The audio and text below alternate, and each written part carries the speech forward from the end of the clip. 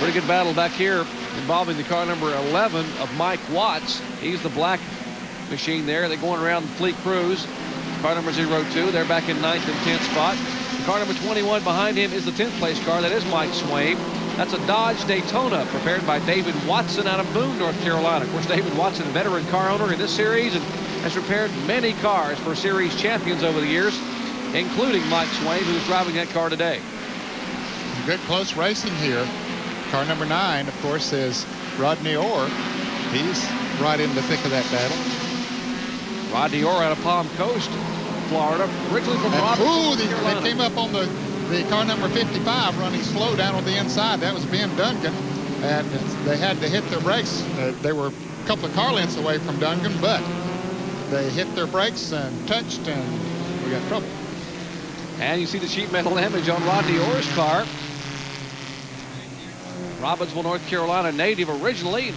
He has that car number 9, that Pontiac Sunbird, coming around to take the yellow flag, and we'll see if he can make it to pit road. Here's what happened once again. Well, they had been racing very, very close to there. There's the 55 that I mentioned, and the car 02 ran in there and I think hit his brakes. He was coming up on the Duncan car pretty quickly, and the 9 car had nowhere to go, and he hit the car 02, and that's the sheet metal damage that we see. We'll look at it again from a different angle, and the 02 maybe clipped the 11 car just a little bit. He wanted to go on the outside of the 55 car, but couldn't.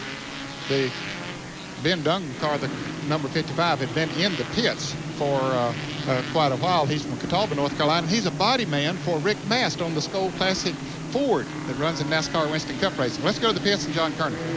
Well, Larry Cottle made 2 stops on pit road under that last caution. He will now come in one more time. As he ran by under speed, the car sounded like it was running on only 3 cylinders. Now he's over the line. Before they can work on the car, they're going to have to back it up or it will be a 1-lap penalty. So Larry's in there changing ignition boxes now. They've already checked the spark plug wires. If that doesn't fix it, possibly it could be a broken spark plug.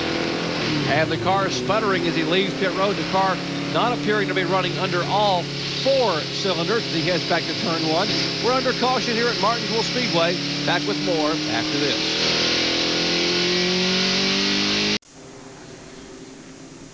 Back in Martinsville Speedway for the Haynes 150. We're talking about car wars here on the short tracks, but what a battle we've got coming your way tonight. From the Aladdin Hotel and Casino in Las Vegas, Nevada, Budweiser presents Top Rank Boxing. How about 2-time world champion Roger Mayweather? The 10-round junior welterweight battle, he will be up against number 21 ranked Zach Padilla on the WBC. That's tonight at midnight on ESPN. Top Rank Boxing coming your way. We got a battle going on here on the short tracks. Jerry, here's the car number 9 of Rodney Orr that was involved in the crash. The reason for the current caution, he has been in the pits several times, and they have torn the sheet metal away. Let's see if he comes back in this time. I think they're okay with it now. It looks like they've got most of that right front fender pulled away so that it won't rub a tire. He might not have done any other damage. It looks like he's pretty well set. All the wheels are pointed in the right direction, so that sheet metal damage might have been the extent of it. He raced motorcycles, was a Honda factory team driver, 86 national champion in motocross. Talking about Rodney Orr in that car number 9. He told me when I met him yesterday, he said, "You don't remember me, but you sewed my knee together one time in Florida about 8 or 9 years ago in the emergency room, and I remember you back when I used to ride motorcycles and you used to play doctor for a living." Well, here's the other car that was involved in that little altercation down there, Fleet Cruise. He too has been in, and they've done some work on his car, so I think we can expect both of those drivers to be coming up through the field because they were running in the top 10. As we see the signal there, 1 more lap to go, and we'll be back to green flag racing. There have been 2 caution flags here in the first 31 laps. The first caution flag just a few laps ago for Kerry Earnhardt, sped up in turns 3 and 4. The latest caution flag, an incident out in turns 1 and 2 involving Fleet Cruise and a couple of other cars, Rodney Orr. Well, you see